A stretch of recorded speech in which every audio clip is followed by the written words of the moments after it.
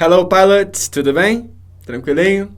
Então, meu nome é Fred, sou professor de inglês de vocês e só para fazer uma recapitulação rápida, aula passada a gente falou sobre os verbos regulares, os regular verbs. Os verbos regulares são os que têm a terminação quando você põe eles no passado simples ou no particípio do passado, ou seja, o past simple ou past participle. Eles têm a conjugação com o final ed. Esses são os verbos regulares. A gente tinha falado também que tem alguns verbos que não são regulares. Ou seja, eles têm uma conjugação quando eles são passados por past simple e por past participle que são diferentes. E cada uma é diferente de um jeito diferente. Então, basicamente, para você saber, vocês têm que decorar. Não tem outro jeito. É uso e é conhecimento. Vocês têm que saber quais são os verbos irregulares por pronúncia.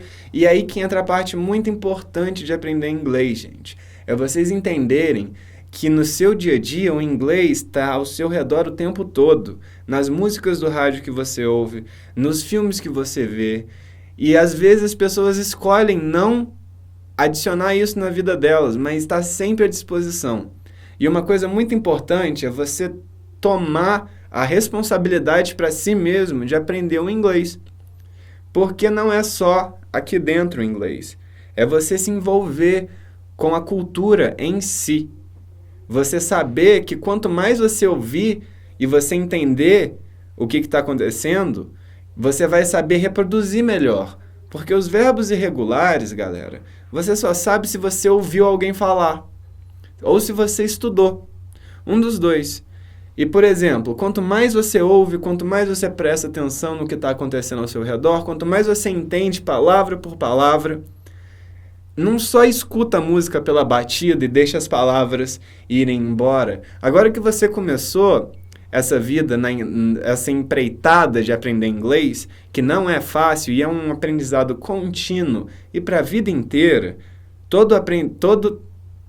é um aprendizado contínuo e para a vida inteira, todo estudante de inglês é um estudante eterno de inglês.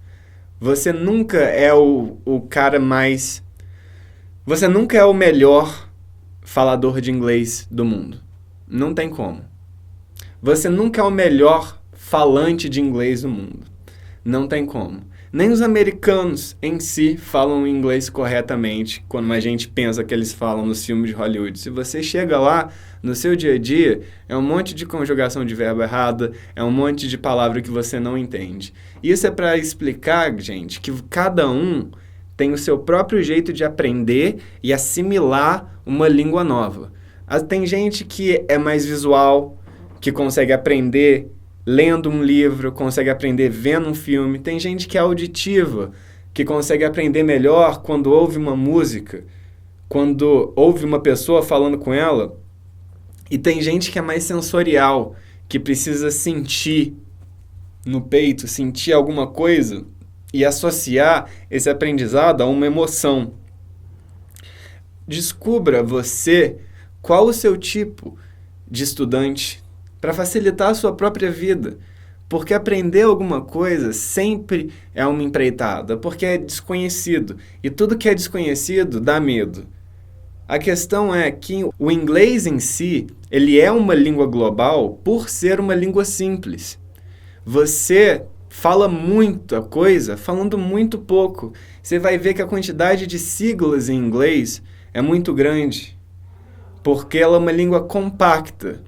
Ou seja, uma coisa que às vezes parece um bicho de 7 cabeças, não é. Você pega para aprender e você entende o sistema. A língua é um sistema. Igual a gente falou nos vídeos anteriores. Se a gente for ver SVO, sujeito, verbo, objeto, toda língua tem o seu sistema.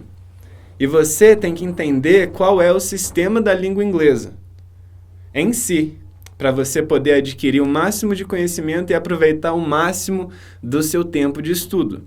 Beleza, gente? Então, irregular verbs, eles são basicamente os verbos que eles se conjugam eles são basicamente os verbos que se conjugam de forma diferente dos outros. Eles são verbos que têm uma lista definida e limitada, não são infinitos. Existe uma lista.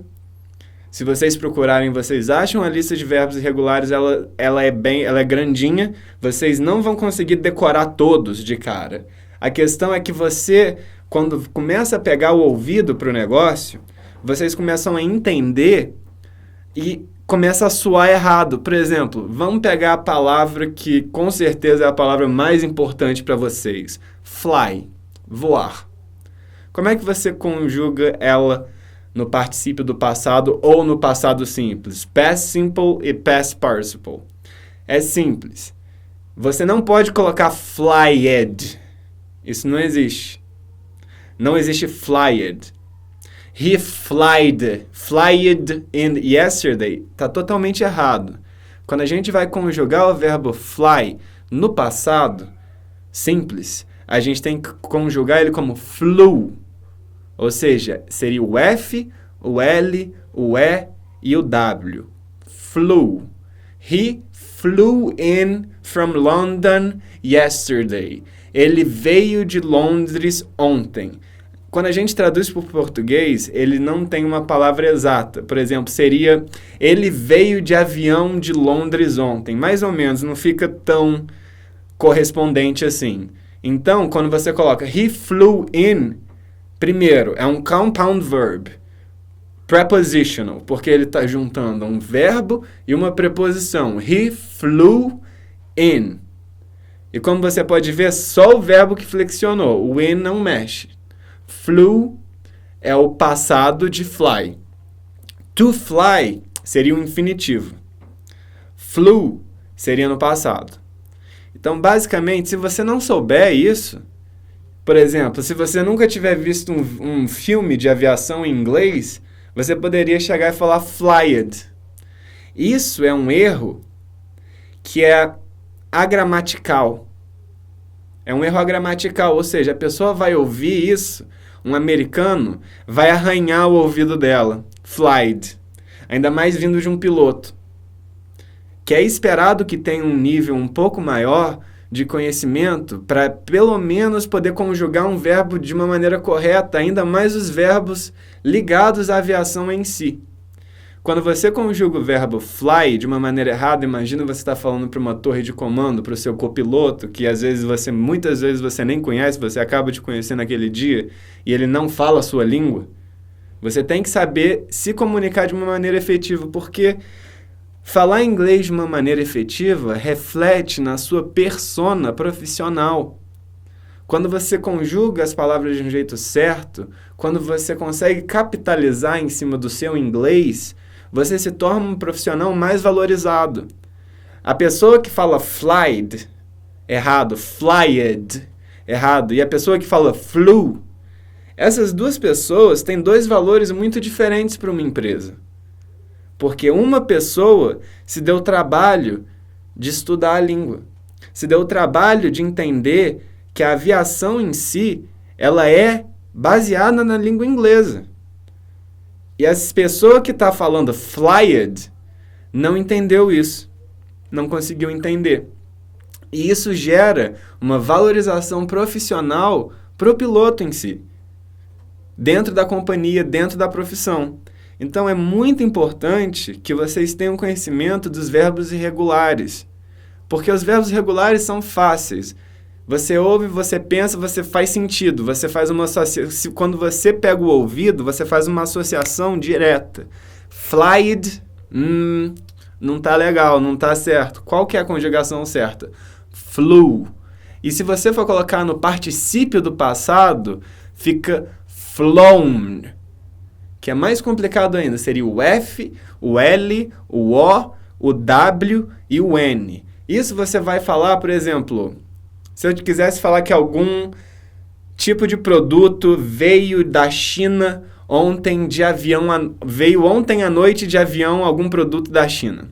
Eu falaria, the product was flown from China yesterday. Ou seja, o produto foi enviado via avião. Não tem uma palavra exatamente que junte essas duas palavras, mas em inglês é flown. He was flown. Você está falando de alguma outra coisa que veio de avião para algum lugar, no particípio do passado. a gente começa a falar em flown. Basicamente, o fly é um dos verbos que você tem que ter certeza que você tem que ter na sua cabeça como conjugado. Não dá para você vir falando flyed, porque justamente é o que diferencia um profissional do outro. Não só no verbo fly, não só no verbo to fly. O diferencial entre um falante casual e um falante nativo, vocês têm que prestar muita atenção. Vocês têm que entender a importância de incorporar o inglês na vida de vocês. Porque eu posso estar aqui passando a matéria que for. Se vocês não tiverem a motivação e tomarem para vocês a responsabilidade de adquirir essa língua, vai ser um processo muito mais penoso de aprendizagem. Porque você vai estar ali achando que não sabe falar, achando que não sabe fazer, e isso vai acabar te deixando mais travado, mais com medo de tentar realmente aprender a fazer aquilo.